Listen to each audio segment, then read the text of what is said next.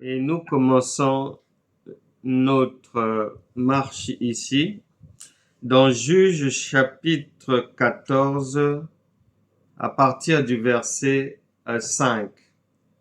Il est dit ceci. Samson descendit avec son père et sa mère à Timna. Lorsqu'ils arrivèrent aux vignes de Timna, voici un jeune lion rugissant vint à sa rencontre. L'Esprit de l'Éternel saisit Samson et sans avoir rien à la main, Samson déchira le lion comme on déchire un chevreau. Il ne dit point à son père et à sa mère ce qu'il avait fait. Il descendit et parla à la femme et elle lui plut. Quelque temps après, il se rendit à nouveau à Timna pour la prendre et se détourna pour voir le cadavre du lion. Et voici, il y avait un essaim d'abeilles et du miel dans le corps du lion. Il prit entre ses mains le miel, dont il mangea pendant la route. Et lorsqu'il fut arrivé près de son père et de sa mère, il leur en donna. Et ils en mangèrent. Mais il ne leur dit pas qu'il avait pris ce miel dans le corps du lion. Nous parlons aujourd'hui de l'enseignement intitulé « Déchirer le lion sans rien avoir à la main ». Déchirer le lion sans avoir rien à la main. C'est ce que Samson a fait. Maintenant, la Bible déclare dans Corinthiens que ça, c'est la lettre. Ce que nous venons de lire là, c'est la lettre. Et il nous est dit que la lettre tue. C'est-à-dire que ce que nous comprenons là, à première vue là, ça ne donne pas la vie, mais la mort.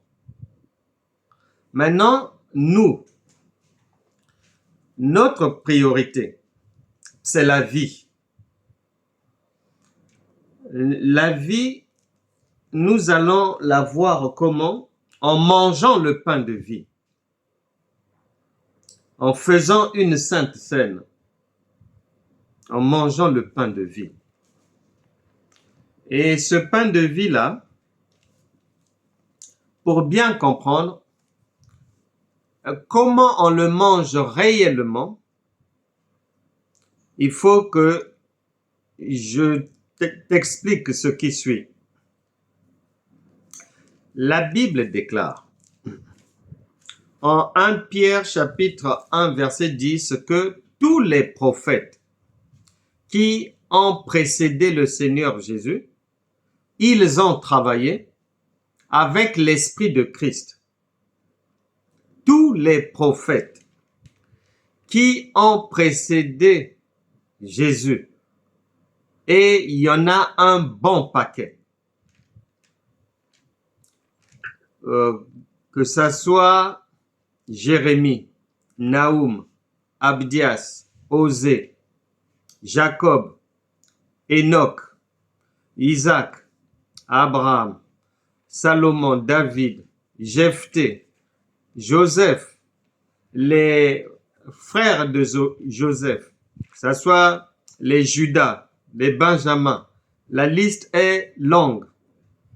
Tu peux y mettre les fils d'Issachar, Moïse et compagnie, les Josué, les Caleb, les Aaron, tout ce monde-là, jusqu'à Jean-Baptiste, qui ont précédé le Seigneur Jésus, la Bible déclare qu'ils ont travaillé avec l'Esprit de Christ, c'est-à-dire qu'ils ont fait en étant animés par la volonté de Dieu.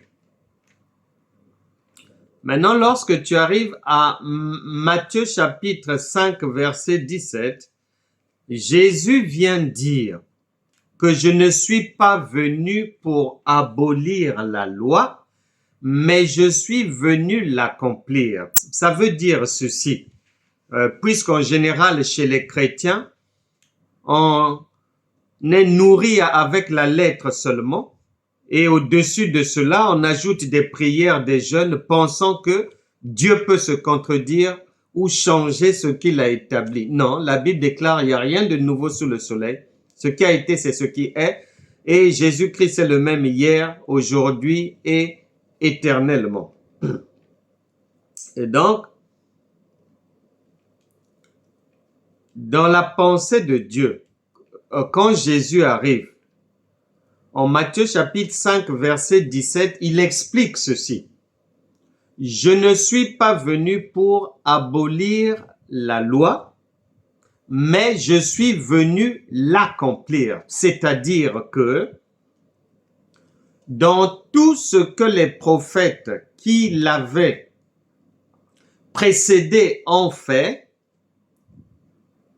les prophètes, ce qu'ils ont fait, c'était un brouillon. Et quand Jésus vient, Jésus dit que moi je vais, c'est-à-dire tous les prophètes qui ont précédé Jésus, ils ont donné la loi. C'est ce qu'on appelle la loi. Ce que Dieu dit. Maintenant, le langage de ces prophètes-là, nous ne pouvons pas le comprendre parce que lorsque Dieu parle, Deutéronome chapitre 29, verset 29, nous avait déjà appris que c'est un Dieu qui se cache. Et que lorsqu'il s'exprime, il ne s'exprime pas à visage découvert, non. Donc, quand Jésus vient dire la loi que tous ceux qui m'ont précédé ont donnée, moi je suis venu pour vous l'interpréter afin que vous puissiez comprendre et que vous ayez la vie, c'est-à-dire que vous soyez à même de comprendre ce que le Père a dit, ce qu'il y a lieu de faire, ce qu'il y a lieu de ne pas faire. Par la révélation, je vais vous révéler, c'est-à-dire je vais interpréter.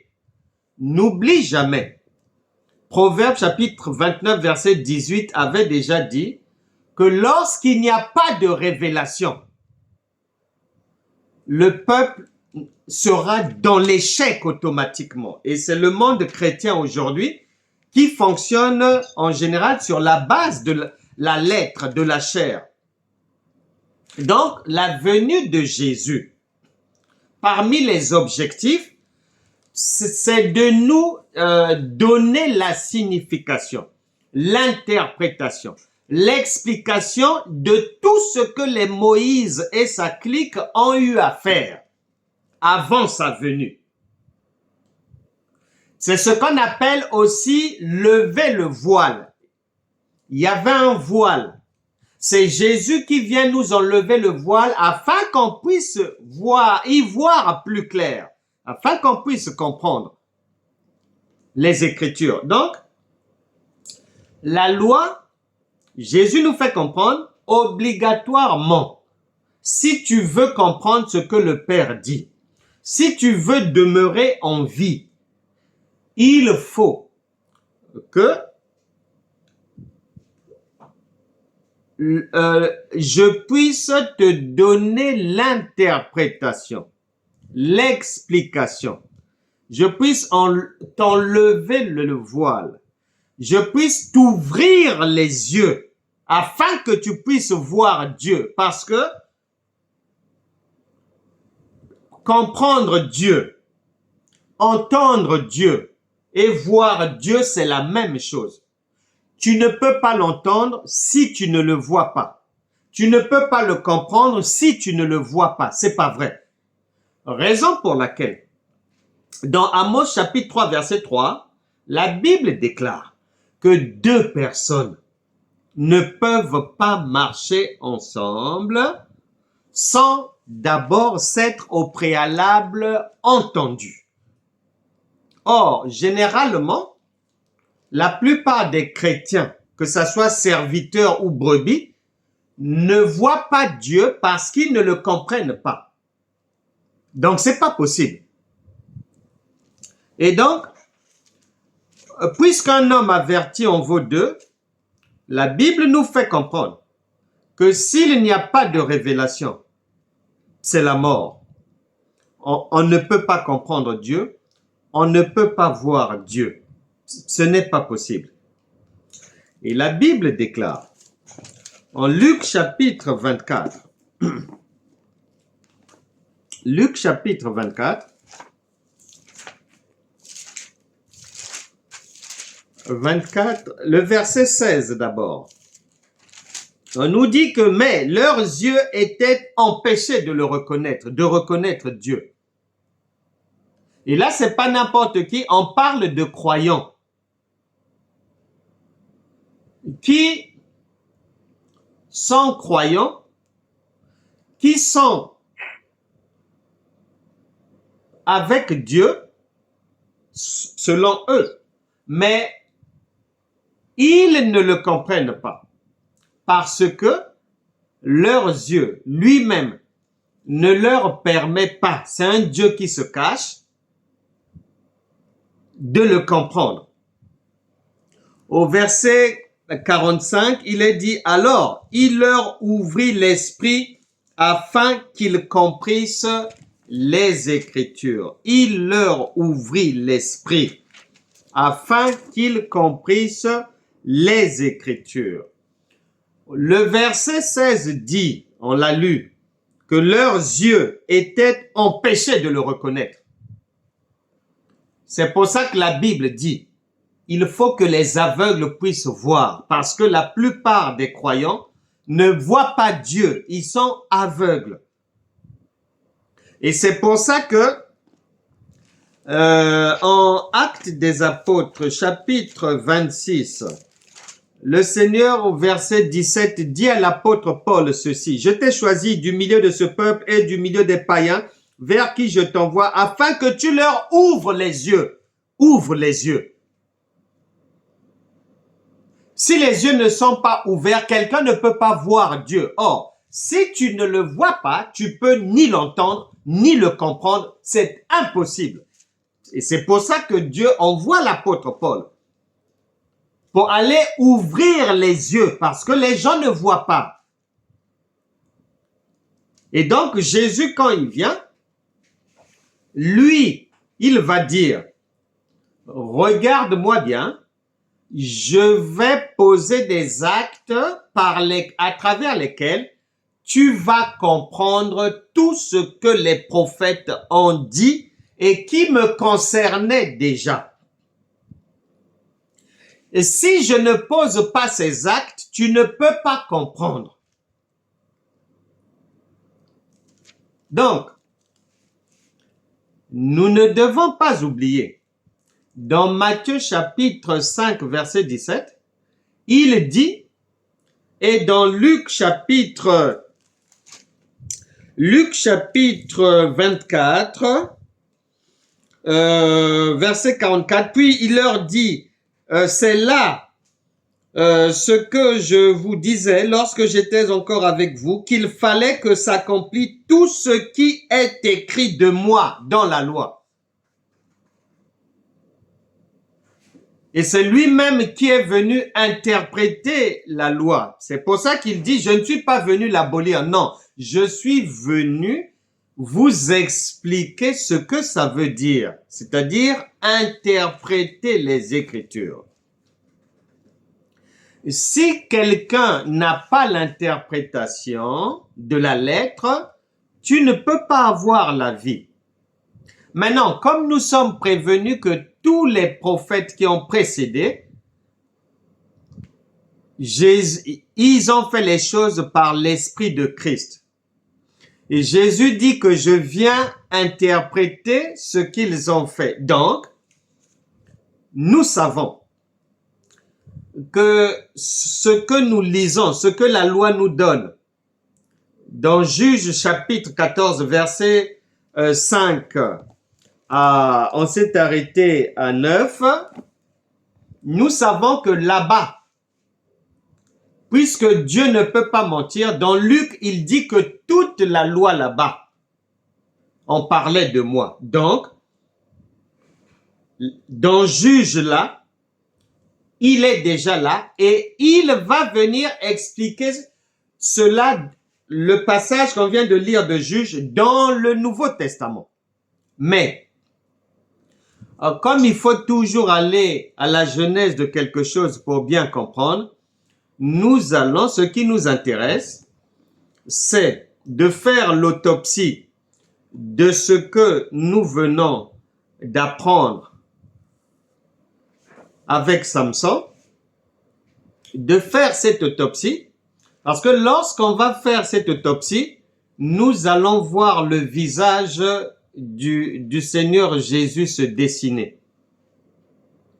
Et donc, nous avons besoin, pour comprendre ce que Samson a dit, a fait, nous avons besoin que le Saint-Esprit nous donne la révélation.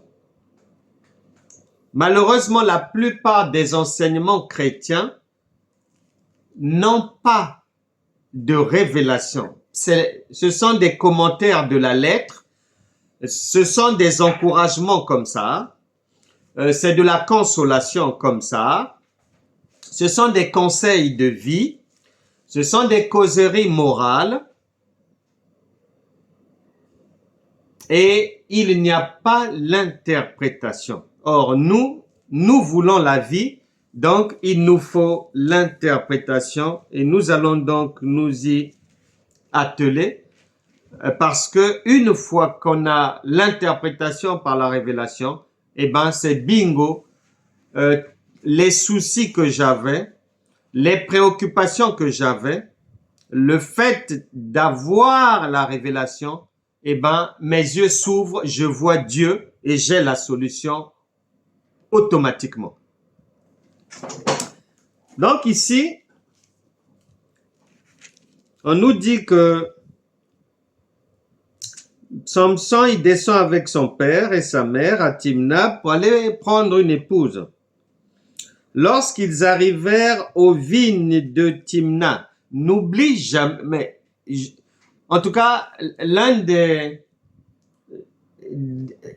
principaux torts chez les chrétiens, c'est l'oubli. Or, la Bible dit que ne soyez pas des auditeurs oublieux. C'est Jacques qui le dit. Quand tu arrives là, déjà, viens avec son père, sa mère, et on te dit qu'il passe par les vignes de Timna. Normalement, tu le sais déjà. Lorsque tu entends parler de vignes, chez les hommes, chez les humains, oui, des champs pour le vin, ceci, cela. Mais dans la révélation, c'est le Saint-Esprit. Donc là déjà, tu as la trace de Jésus déjà. Puisque lui-même, il a dit que tous les prophètes ont travaillé avec son esprit. Donc là, quand tu lis vigne, il y a, c'est-à-dire une indication là, que coucou, je suis là, c'est moi.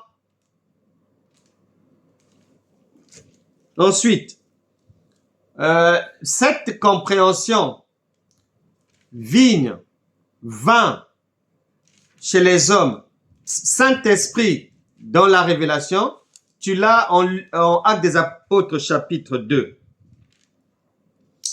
Et ensuite, par exemple, parce qu'il y a d'autres passages encore. Ici, on dit, voici un jeune lion rugissant vint à sa rencontre.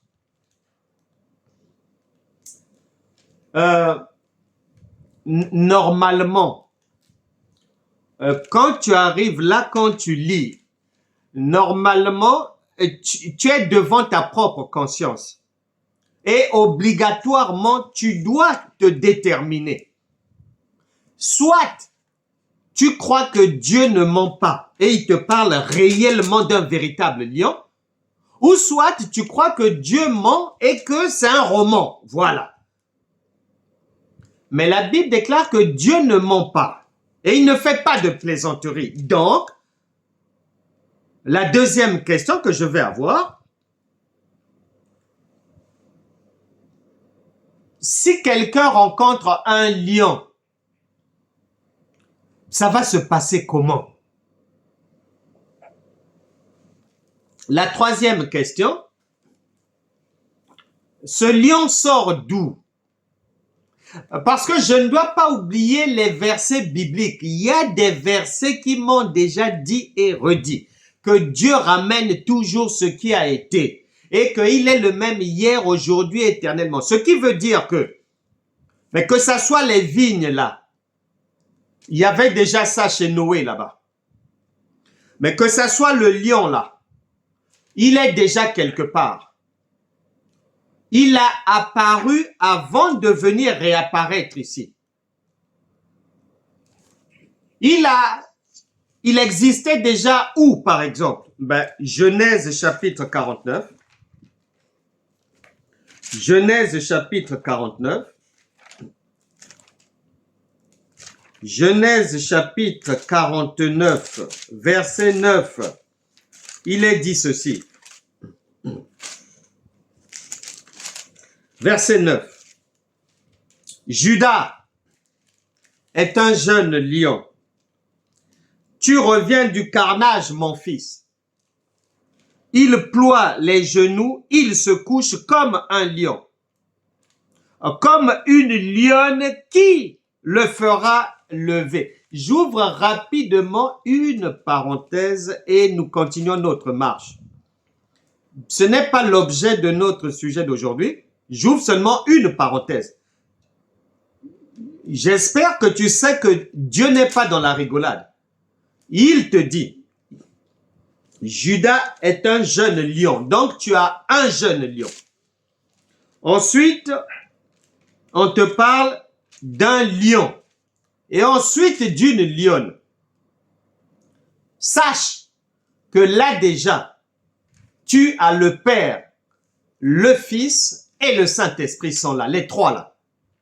Mais on y reviendra un autre jour parce que ça demande des explications bien poussées et il faut aller entrer, sortir par plusieurs versets bibliques pour que ça soit clair dans ton esprit. Mais sache que là, le Saint-Esprit n'aligne pas les trois là comme ça là à l'aveuglette ou bien juste pour meubler la page, remplir le noir sur le blanc. Non, non, non, non. C'est un enseignement profond là. Donc, le lion que Samson va rencontrer. Ici là, ce jeune lion est déjà ici. Et ce jeune lion, on l'appelle mon fils. On l'appelle mon fils. Et j'espère que tu n'as pas oublié que la Bible déclare en Jean chapitre 8, verset 36 que si donc le Fils vous a franchi, vous serez réellement libre. Donc c'est lui là. Il était déjà là. Il n'y a rien de nouveau. Dieu ramène ce qui a été. Donc c'est lui que Samson va croiser. De quelle manière? Parce que, tout simplement parce que, et là je vais vite, le lion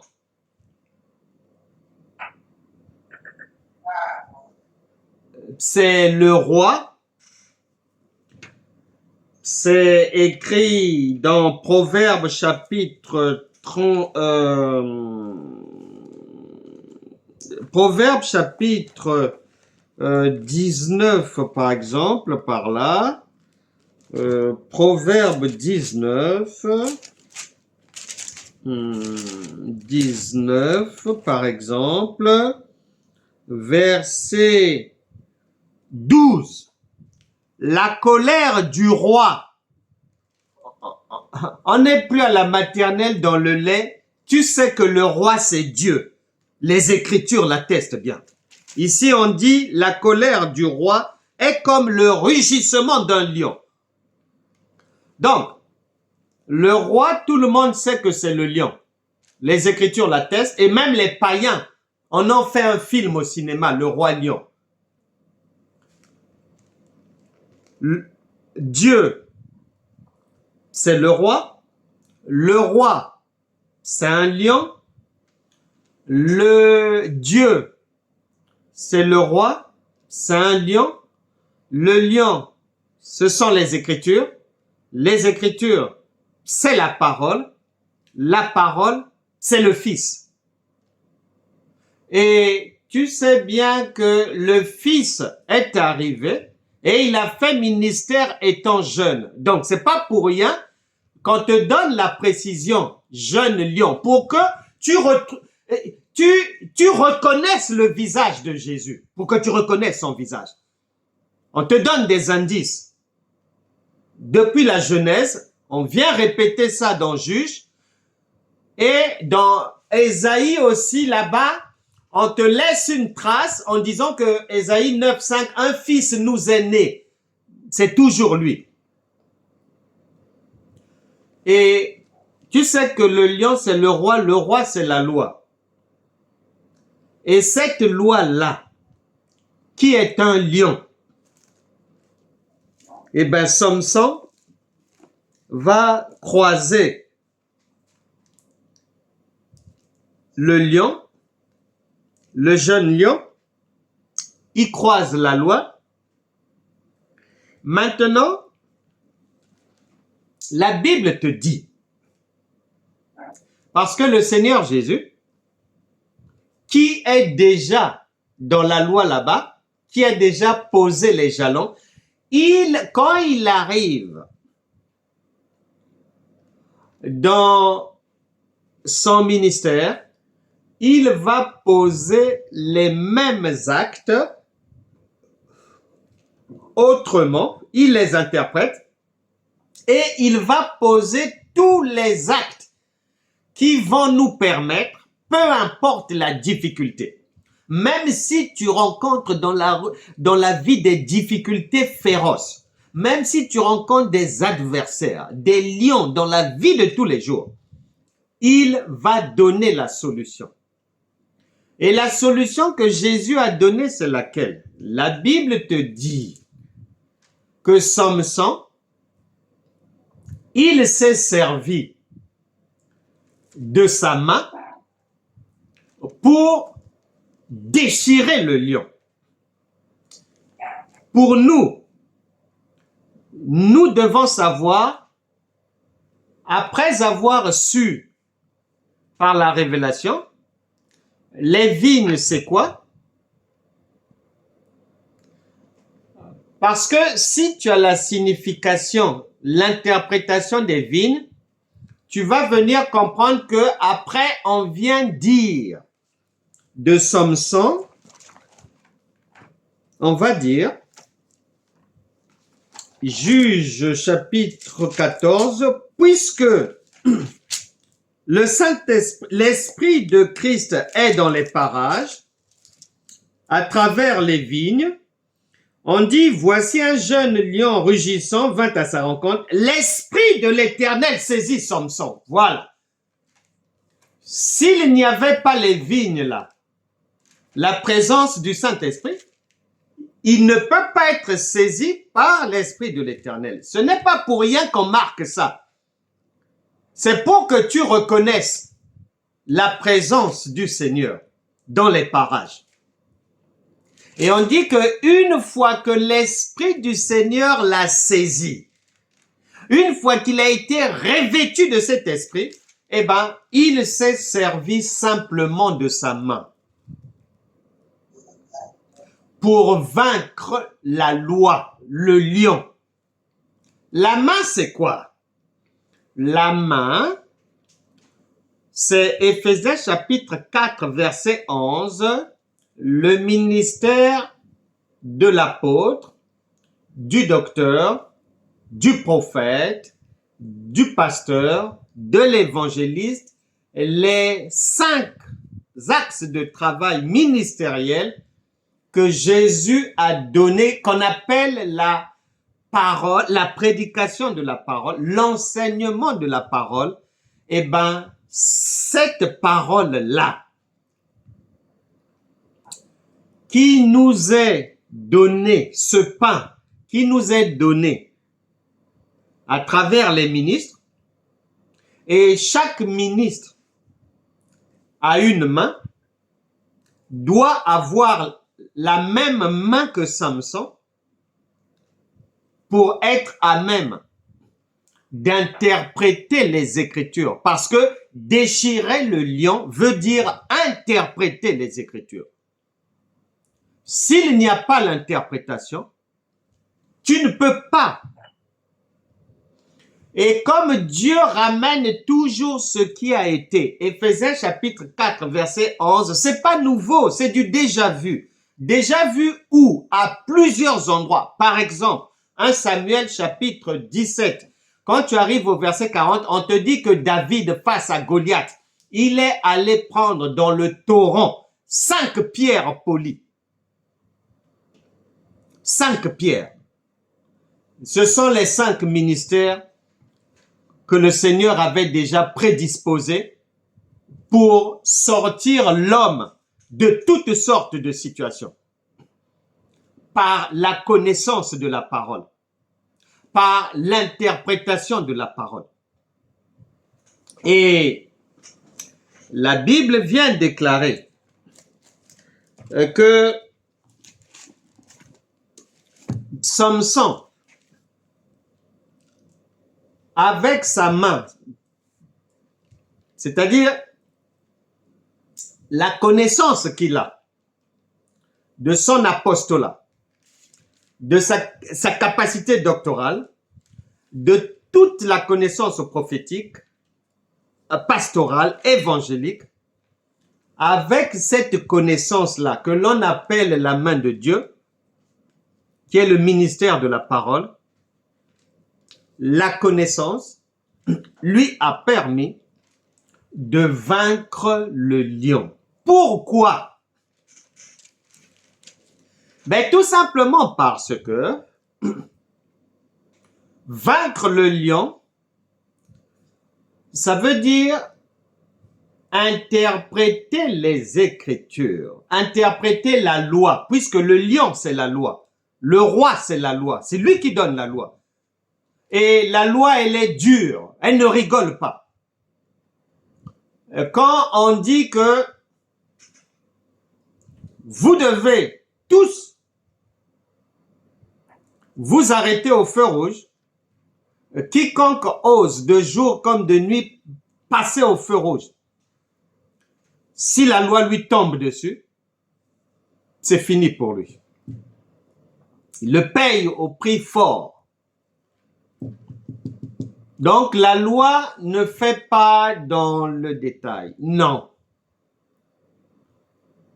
La loi, c'est la fureur du lion.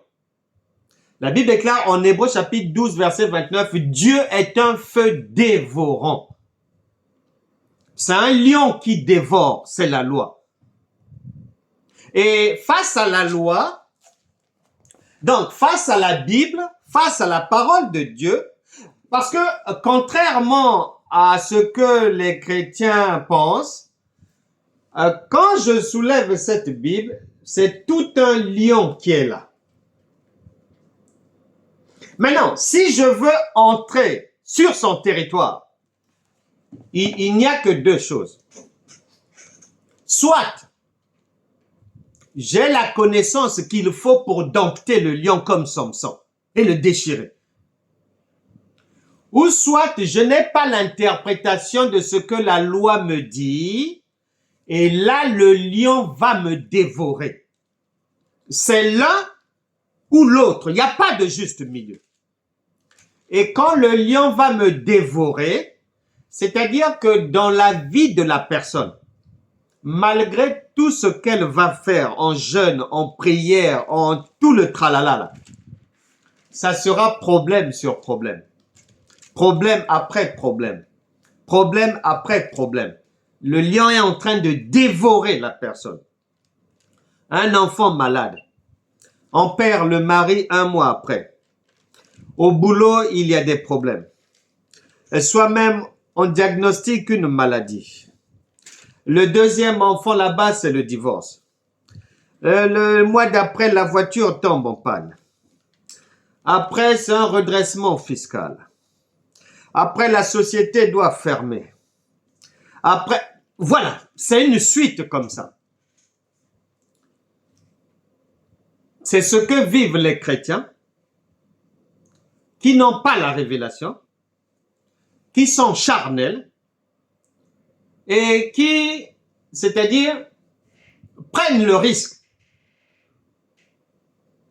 soit d'oublier ou soit d'ignorer. La Bible dit bien, la société, tout le monde sait que nul n'est censé ignorer la loi. Alors pour nous les croyants, tout le monde est censé savoir que Dieu est un lion, que les Écritures sont tout un lion, et que ces choses ne sont pas écrites parce que le Saint-Esprit n'a pas trouvé un autre mot à mettre. Bon, en fait, il parle de lion, mais c'est pas le lion physique, c'est un lion comme ça en papier et tout des choses comme ça. Non!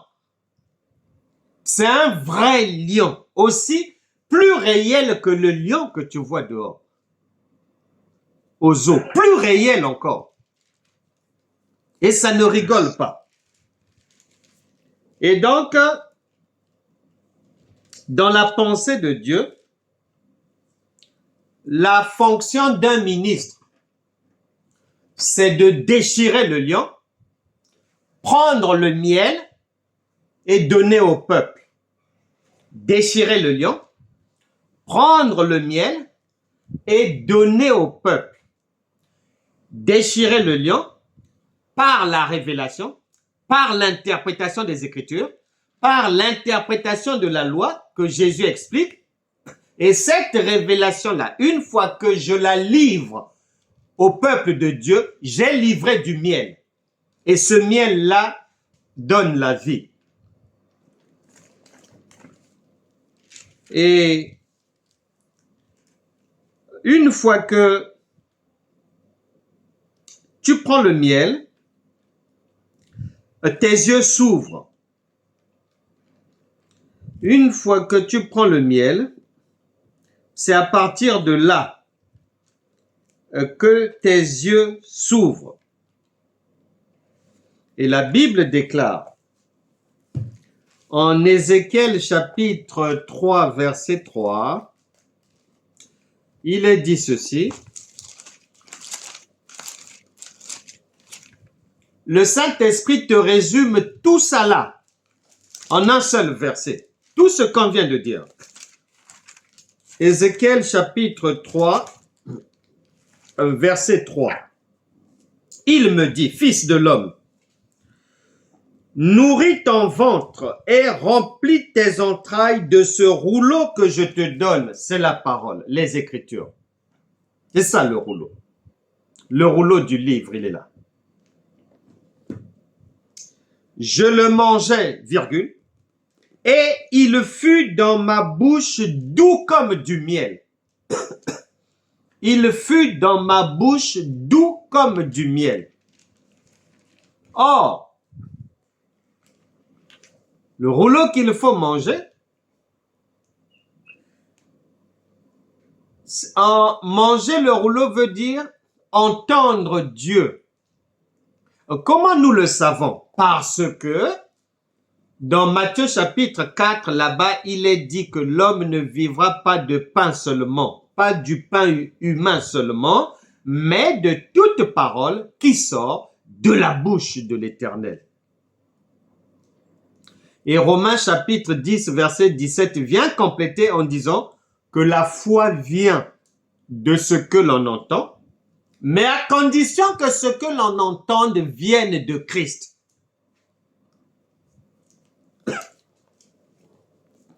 Nous devons donc faire attention à ne pas marcher avec la lettre, à ne pas marcher dans la chair, à faire des choses terrestres seulement, si quelqu'un n'a pas l'interprétation, l'explication des Écritures, ça ne marchera pas. Si tu ne manges pas du miel, tu vas lire les Écritures, mais tu vas mourir. Car tu n'as pas la pensée cachée de Dieu, c'est-à-dire tu n'as pas le miel. Tu ne l'as pas trouvé, tu ne peux pas.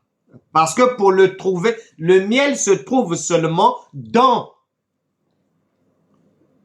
le corps du lion, dans le ventre du lion. Et c'est pour cela que nous sommes sereins lorsque nous courons après l'interprétation et non, nous nous contentons de la lettre. Non, nous sommes sereins lorsque nous courons après l'interprétation. Pourquoi? Parce que la Bible déclare en Joël que lorsque quelqu'un a l'interprétation, si au départ il est faible, que le faible dise déjà que je suis fort. Et la Bible vient compléter en disant que c'est pour cette raison qu'il est écrit que du fort est sorti ce qui se mange. Ça vient du ventre du lion, de la loi. Il faut l'interprétation. Il faut le miel. S'il n'y en a pas, il ne peut pas y avoir la résurrection. Et ça sera la mort. Et la mort, elle est encore prévue en 1 Corinthiens chapitre 11. 1 Corinthiens chapitre 11, verset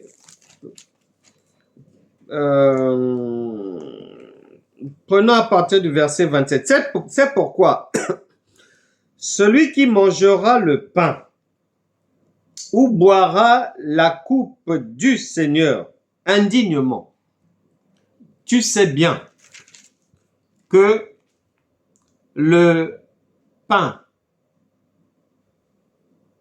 c'est le corps du Seigneur. Le Seigneur, c'est la parole. Donc, son corps, c'est la parole. Ce sont les Écritures. Maintenant, on dit, mangera le pain ou boira la coupe indignement. C'est-à-dire, quelqu'un, puisque le vin, assimilé au sang, qui est sans sang, si je le bois, alors que ce n'est pas le bon vin, alors que ce n'est pas la bonne interprétation, alors que ce n'est pas la compréhension adéquate, alors que ce que je comprends là ne m'a pas été expliqué par le Saint-Esprit. Écoute ce qui est dit. Donc, ça veut dire que je consomme les Écritures, je consomme la chair de quelqu'un, je bois, mais quelque chose de frelaté, et la Bible dit que à ce moment-là, je fais quelque chose d'indigne. Maintenant, regarde la sanction. Sera coupable envers le corps et le sang, envers l'écriture, la loi, et envers son interprétation. J'ai voulu falsifier. On dit que chacun donc s'éprouve soi-même et qu'ainsi il mange du pain et boive de la coupe. Que chacun s'éprouve bien.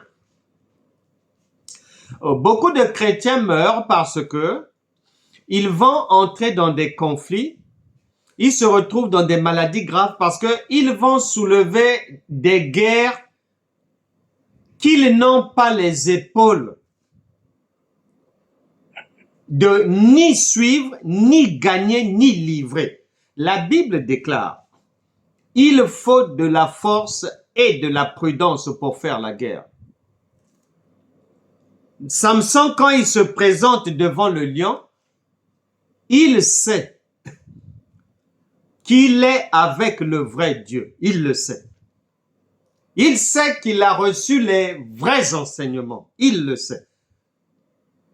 Mais beaucoup de chrétiens meurent, sont déchiquetés par la vie, parce qu'ils avaient pensé, parce qu'ils disent Jésus, Jésus, Jésus, parce qu'ils évangélisent à droite, à gauche, que ce soit dans les rues ou sur Internet, parce qu'ils font des prophéties ou crachent du feu ou chassent les démons, que le vrai Dieu est là avec eux.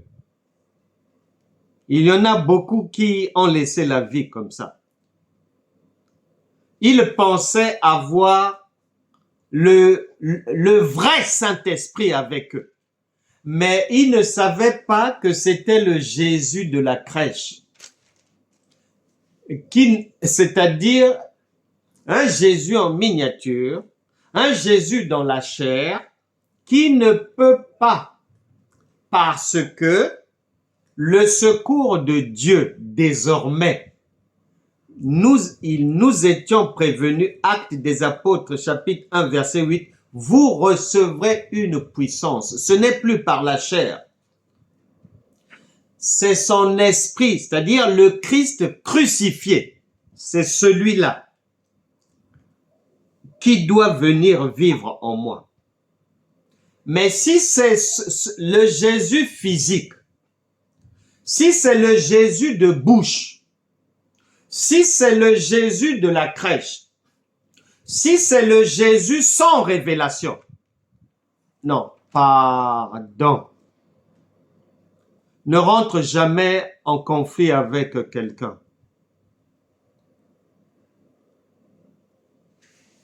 Non, ça ne sert pas. J'avais écouté un jour un pasteur.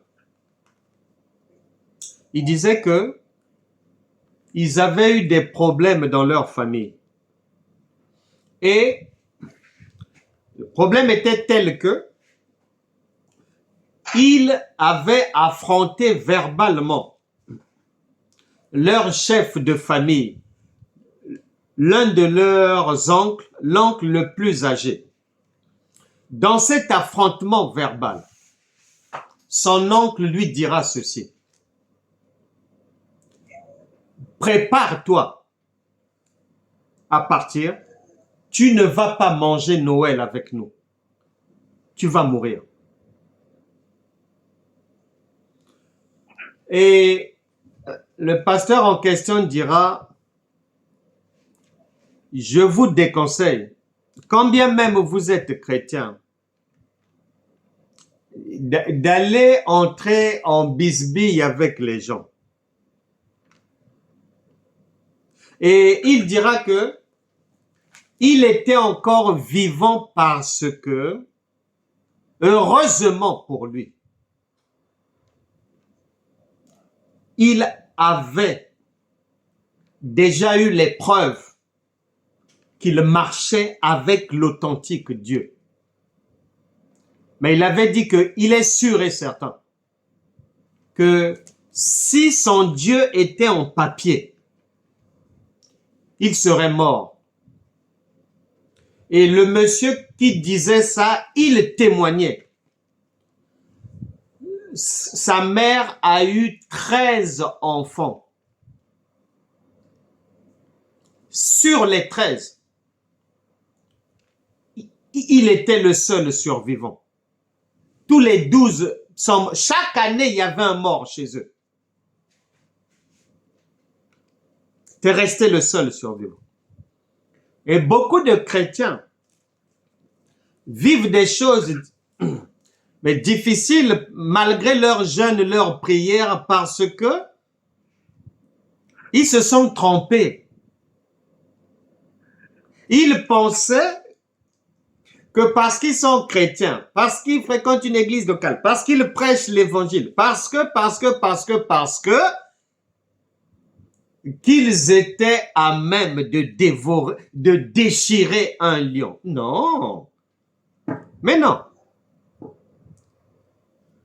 Pour aller tenir tête à des gens, à certaines personnes surtout, il faut être sûr que tu sais, tu es à même de déchirer un lion, spirituellement, déjà. Et tu constateras que tout le combat que Samson a livré, on te parle d'une main, avec sa main, et on te précise bien qu'il le fait avec sa main, là où il y a les 5 ministères, donc sur la base de la parole de Dieu, comme David, la parole authentique, mais on te précise sans avoir rien à la main, ni sel, ni huile, ni bougie, ni quelque chose pour être aidé, ni imposition des mains, ni pousser comme ça, ni sauter comme ça. On te dit bien. Rien parce que tout est au-dedans de lui, dedans. C'est pas quelque chose qui va venir du dehors pour t'aider. Non, ça doit être en toi. C'est pour ça que Paul parle d'un dépôt. Il est en toi. On a dit que vous recevrez une puissance, le Saint-Esprit. Une fois que la puissance vient, la boucle est bouclée. Tu n'as plus besoin d'intervention de qui que ce soit, d'aide comme ça, oh qu'on aide comme ça, faut tirer les cheveux comme ça, faut tourner les cheveux. Non, non, non, non, non. Sans rien avoir à la main, sans assistance. Tout est dedans. Et tu constateras que ce n'est qu'après avoir déchiré le lion qu'il a récupéré le miel à l'intérieur, qui lui a permis de nourrir père et mère, nourrir le peuple. Et tu feras attention, il est dit que c'est une fois qu'il avait déchiré le lion avec sa main, sans aucune intervention de quoi que ce soit, qu'il a eu l'épouse. S'il n'avait pas pu, si quelqu'un, un enfant de Dieu, n'a pas l'interprétation qui peut lui donner le miel, il ne peut pas vaincre le lion. Si tu n'arrives pas à vaincre le lion, ton problème ne peut pas être réglé. Parce que la solution à ton problème, c'est une fois que le lion est mort. C'est-à-dire une fois que par la révélation, le Saint-Esprit t'explique la signification cachée du verset biblique, la signification cachée de la parole, les significations cachées des Écritures, parce que les trésors de la maison, ce ne sont pas pour tout le monde. C'est pour les intimes du dedans, c'est tout. C'est pour ça que les trésors sont cachés. Il faut donc apprendre à bien comprendre ces choses. Que une fois que cette puissance vient en toi, je le répète, Colossiens chapitre 2 verset 9 dit que c'est tout ce qui fait Dieu qui vient en toi. Donc, tu deviens Dieu. Et à partir de là, tu pratiques ta divinité, simplement. Et tu fais comme Samson, tu règles les problèmes seul, sur le champ, de l'intérieur. La folie chrétienne, un exemple, quelqu'un dit qu'il a le Saint-Esprit. Un pasteur dit qu'il a le Saint-Esprit. Ok, d'accord, tout le monde peut dire. Un problème arrive. Le Saint-Esprit, quand il vient, c'est comme le miel il se loge dedans. Un problème arrive, une tempête survient dans la vie, mauvaise nouvelle.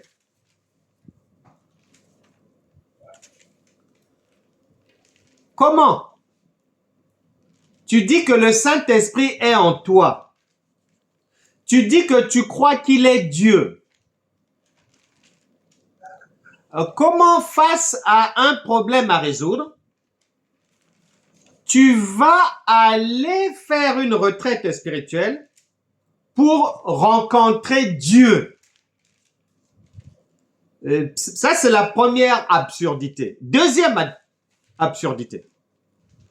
Tu dis qu'il est en toi. Un problème survient. Mais comment tu fais appel à quelqu'un qui est dehors alors que tu dis qu'il est déjà en toi? Mais qui ment dans cette histoire? Et la folie chrétienne est là. Et ça patauge dans l'ignorance, dans les assemblées chrétiennes, faisant des choses contradictoires, faisant des choses qui sont la simple et pure désobéissance à ce que Jésus a dit, à ce que Jésus a expliqué, à l'œuvre qu'il est venu accomplir pour nous. Une œuvre, on dit bien, une œuvre achevée, achevée. Il n'y a rien à rajouter. Et Samson déjà n'a rien rajouté. Parce qu'il avait l'esprit du Seigneur en lui. Mais qui peut aider Dieu? C'est de la folie. Pour finir, revenons rapidement au verset 5. Samson descendit avec son père et sa mère à Timna. Lorsqu'ils arrivèrent aux vignes de Timna, voici un jeune lion rugissant vint à sa rencontre.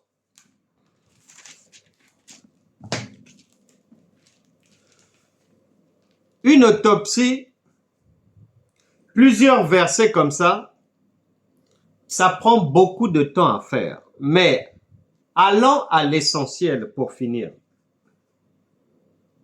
On dit, il rencontre, il tombe sur un jeune lion, rugissant.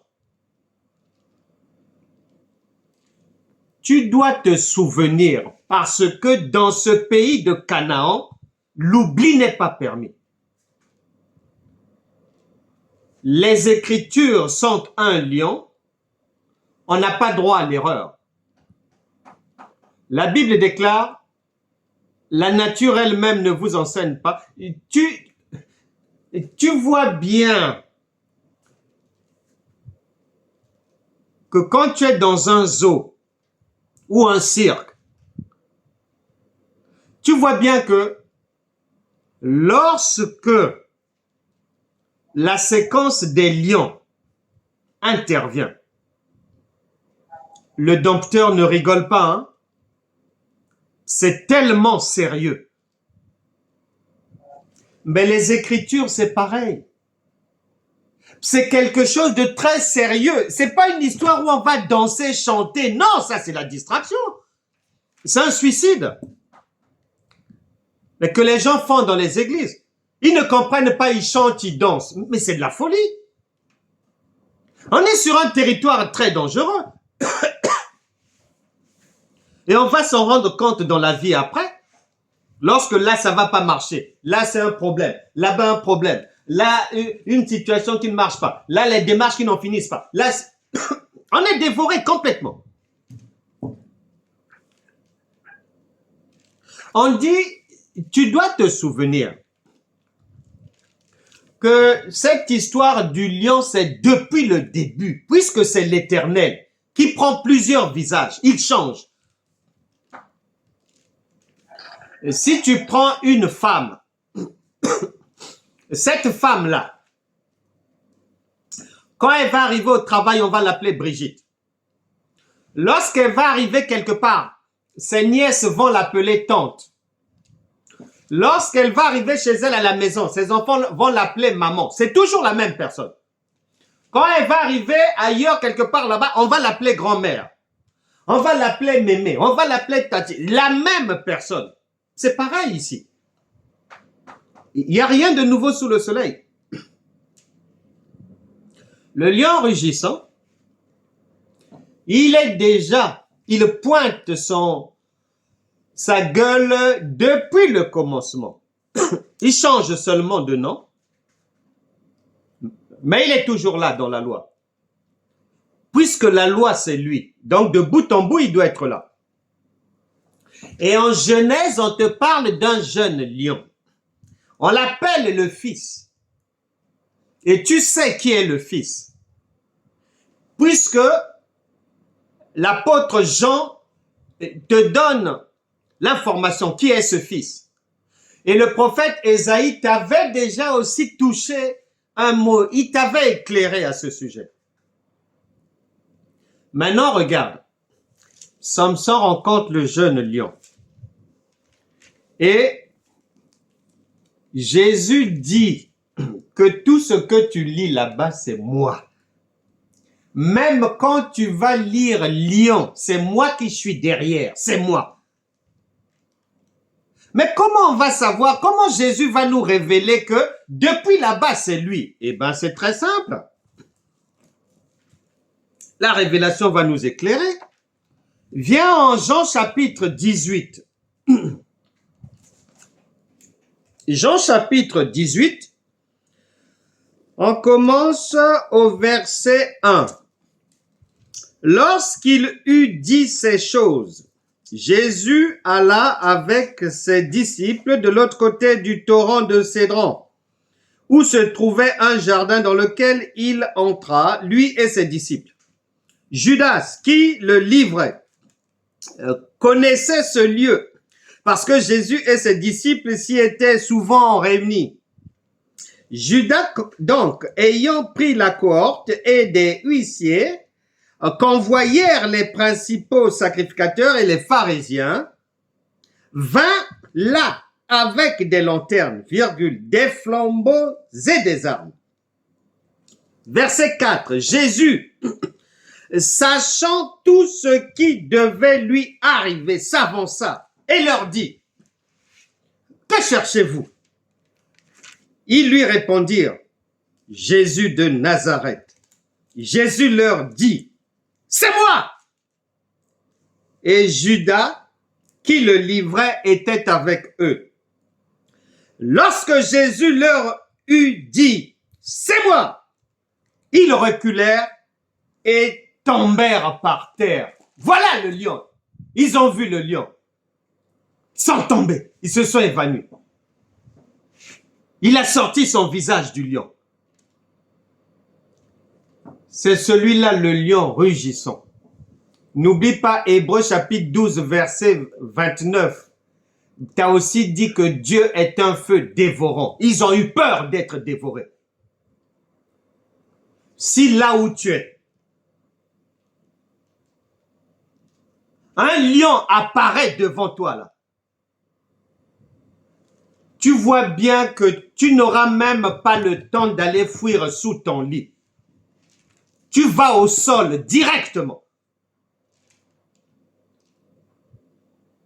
C'est ce visage du lion qu'ils avaient vu.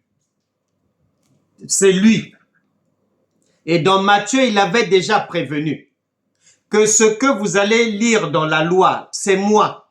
Et je suis venu poser les mêmes actes pour que vous puissiez facilement comprendre. Le face-à-face entre Samson et le jeune lion. Il vient répéter ça ici. En Jean chapitre 18, verset 6. Maintenant, la différence, c'est que de l'autre côté, Samson, il a la main divine avec lui. Il a la parole. Il connaît la parole. Il sait l'interpréter. Mais ceux de Jean 18, ils n'ont pas la révélation. Ce sont des ignorants. Et heureusement que le moment n'était pas venu. Mais ils avaient déjà pris le chemin du ventre du lion pour être dévoré. C'est lui. Et c'est pour ça qu'ils sont tombés. Et la Bible déclare, Proverbe chapitre 16, verset 14.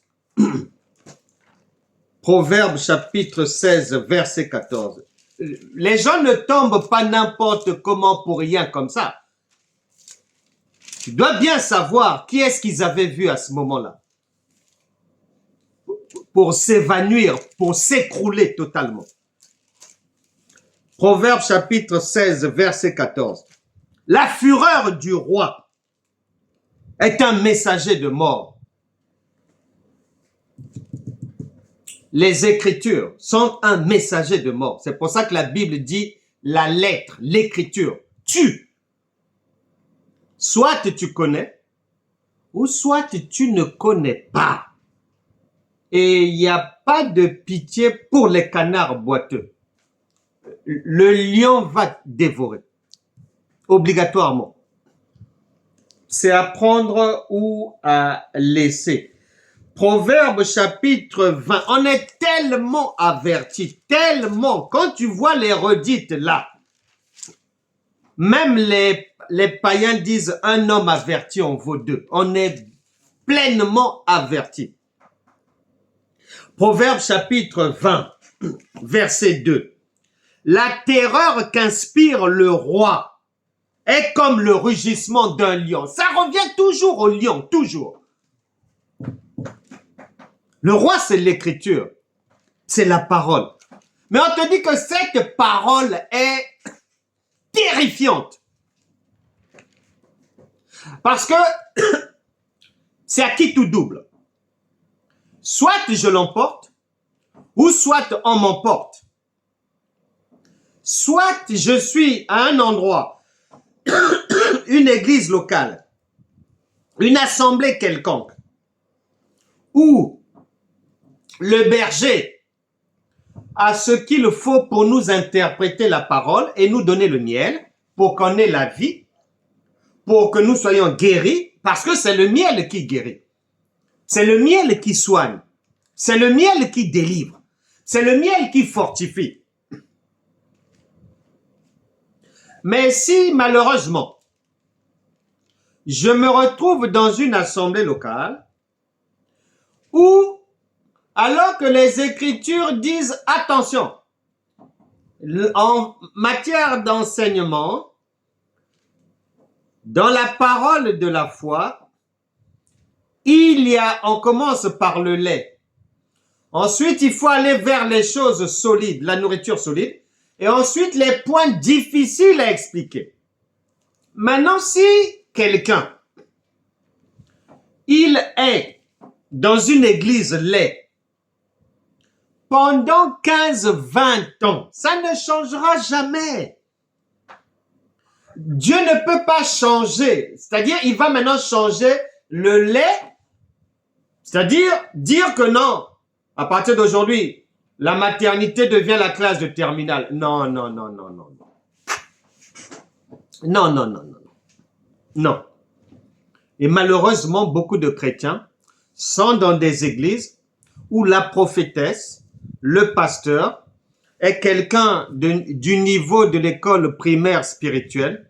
D'autres docteurs sont des docteurs de la crèche, des prophétesses de la maternité, se faisant passer pour des gens qui sont en haut là-bas. Mais Jésus a dit, mais vous vous plaignez qu'il y a la fausseté à droite, à gauche. Mais normalement, on reconnaît chacun à ses fruits. Mais comment ça se fait que vous n'arrivez pas à les reconnaître, à les débusquer? Mais bien aimé, moi, à l'époque, j'étais dans une église du combat spirituel. On était de grands guerriers de prière. D'ailleurs, c'est comme ça qu'on nous appelait. On priait tout le temps, on chassait tout le temps les démons, on jeûnait tout le temps. Et on était tout le temps à l'église aussi, voilà. Et notre église était respectée. Et les gens nous respectaient parce qu'ils savaient que ces gens-là prient beaucoup. Ces gens-là, c'est le top. Donc, moi-même aussi, j'étais très content à l'époque parce que j'étais dans une église considérée comme haut de gamme. Et on était fiers d'être des guerriers de prière.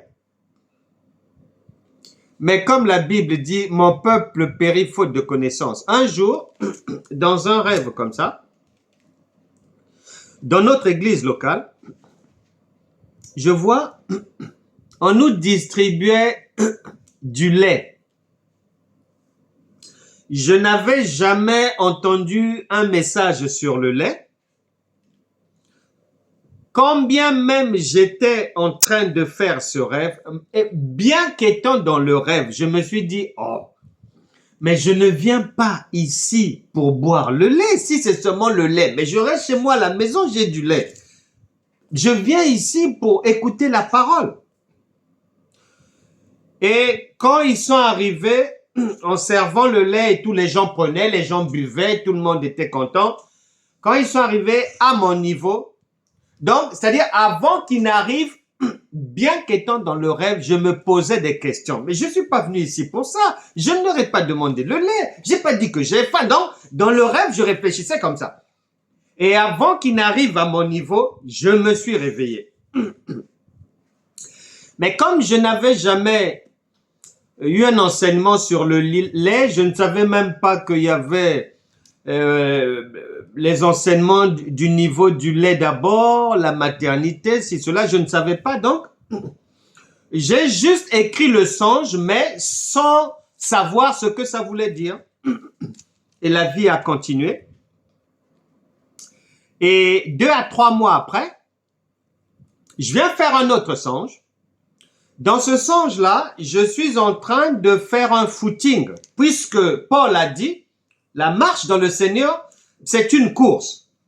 C'est une marche, mais il faut aller vite. Il faut vite apprendre. Il faut vite retenir. Il faut vite emmagasiner. Il faut vite croître dans la maturité, la sagesse, la stature. Vite, vite, vite, vite. Parce que les jours de chacun sont comptés. Donc, je courais avec notre pasteur. Lui, il était à ma gauche, moi à droite. On courait nous deux. Et de nulle part comme ça, j'ai vu un homme sortir de nulle part, venir me barrer la route et hurler. Laisse-le partir! Après avoir fait ce songe, je suis allé voir notre pasteur. Je lui ai relaté le songe. Il me dit, il faut que je prie pour toi. Satan s'est levé contre toi. Il veut te barrer la route. Tu es dans un combat. Bien évidemment, quand c'est comme ça, c'est accompagné du jeûne, de beaucoup de prières. Il m'a imposé les mains, on a mis de l'huile, on a chassé l'esprit de Satan à droite, Satan à gauche, on a chassé au niveau des oreilles, on a chassé, laisse au nom de Jésus, lâche prise, va-t'en. Bon. Les jours passent. Peut-être 2 à 3 mois plus tard, un matin, je méditais la parole de Dieu et mes yeux sont venus stationner, donc à l'arrêt complètement, sur Hébreux chapitre 5, versets 12 à 13. Quand je lisais, vous, en effet, qui devriez être devenus des maîtres, vous en êtes encore à prendre du lait. Ça fait boum dans ma tête. Et le rêve que j'avais fait il y a plusieurs mois, immédiatement, est revenu. Et ce jour-là, sur le champ, le Saint-Esprit m'a fait comprendre que j'étais dans une église lait, une église crèche, une église jardin d'enfants, école du dimanche. une église maternité et qu'il n'y avait pas d'avenir là-dedans. On peut commencer par là, mais la maternité, on ne reste pas à la maternité. On continue et on laisse les autres enfants arriver à la maternité. Ce jour-là, lorsque le Saint-Esprit m'a donné l'interprétation que je n'avais pas encore pu comprendre, ce jour-là, j'ai compris qu'il m'avait déjà attiré mon attention et demandé m'informant que ton bail, il y a un temps pour toutes choses, le temps que tu devais mettre à la maternité dans cette église locale est arrivé à son terme. C'est pour ça que j'avais fait le deuxième rêve où le Saint-Esprit est venu me dire de laisser le pasteur partir. Ce jour-là, c'est-à-dire depuis chez moi, c'est-à-dire dans ma tête, avant que ça ne soit fait physiquement, sur le champ, aussitôt, je suis sorti de cette église locale. Le même jour, à la même heure, aussitôt, je me suis considéré comme ancien ouvrier de cette église locale. Parce que le Saint-Esprit m'avait parlé, tantôt d'une manière, tantôt d'une autre, pour me demander de sortir de là. Mais combien arrivent à avoir cette prise de conscience? Et c'est pour ça que c'est-à-dire dans le peuple chrétien, quand tu écoutes, quand tu vois, généralement c'est du lait partout. Les gens racontent les mêmes choses depuis des années, les mêmes programmes, les mêmes trucs, les mêmes phrases, les mêmes mots, tout le monde les mêmes. Ah, culte de célébration, ah, culte de gloire, de ceci, cela, des expressions vides de sens, qui ne comprennent même pas. Raison pour laquelle chacun est devant sa responsabilité. La Bible déclare, chacun rendra compte à Dieu pour ses propres œuvres. Même si tu t'es retrouvé dans une église laide pendant 45 ans, tu ne pourras pas dire que je suis resté enfant, j'ai échoué dans la vie. Je n'ai pas pu te voir, Seigneur, ni te comprendre parce que notre pasteur n'avait pas le niveau. Non, c'est de ta responsabilité de comprendre le niveau. Ce n'est pas à lui. Lui ne peut que donner que ce qu'il a, que ce qu'il connaît. Si c'est du lait, c'est tout. Si ce sont des épinards, ce sont les épinards. Si c'est la bouillie, c'est la bouillie. Céréales, c'est céréales. Il y a quelque temps, je suivais comme ça un homme, c'est un ancien chrétien. Il est resté chrétien pendant une vingtaine d'années. Et après, il est sorti de la famille chrétienne et il s'est orienté vers le traditionnalisme, l'étude, la confiance aux ancêtres, l'étude des morts, tout ce qui est traditionnel, traditionnaliste, l'animisme et tout ça là. Donc c'est maintenant son cheval de bataille. Il se définit maintenant comme un animiste, alors qu'il a été chrétien pendant 20 ans. Et ce jour-là, donc, je prends le truc comme ça commence, je vois sur un plateau, je suivais. C'est le journaliste qui parle d'abord. Il y avait le monsieur, l'ancien chrétien, en face d'un pasteur. Et le thème de l'émission, c'était la nouvelle naissance. Le journaliste, quand il a introduit, il a donné la parole d'abord à l'ancien chrétien. L'ancien chrétien a pris la parole. Il a décortiqué pas à pas, donnant de mémoire comme ça là, verset sur verset, expliquant la nouvelle naissance. Il a expliqué, décortiqué, donné les arguments, les versets pendant 10 minutes. Quand il a fini son premier tour de parole, le journaliste a maintenant donné la parole au pasteur, un grand pasteur dans son pays. Le pasteur, tu voyais bien qu'il y avait un déséquilibre et que tu avais l'impression que l'animiste était le pasteur et le pasteur était animiste parce que c'était le jour et la nuit. Celui qui avait le mieux expliqué la nouvelle naissance avec des preuves bibliques, c'était l'ancien chrétien. Et le pasteur tâtonnait. Il tâtonnait, même pour donner un verset, c'était difficile. Il fallait ouvrir la Bible, il fallait chercher, il fallait marmonner et tout. Lorsque le journaliste a redonné la parole à l'animiste pour son deuxième tour de parole, il va dire ceci au journaliste. Pardon. La prochaine fois que vous m'inviterez, s'il vous plaît, ne me mettez plus face à un pasteur. Mettez-moi 5 pasteurs. Parce que le niveau est trop bas. C'est trop bas là. Prochainement, vous me mettez 5 pasteurs, pas un seul. Le niveau est trop petit là. Il avait raison. Je le crois aussi.